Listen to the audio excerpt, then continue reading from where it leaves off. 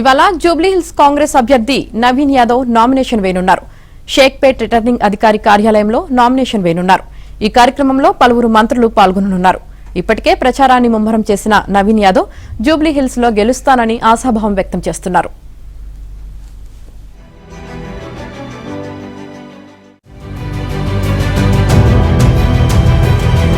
యాదవ్ జూబ్లీహిల్స్ లో గెలుస్తానని ఆశాభావం వ్యక్తం చేస్తున్నారు.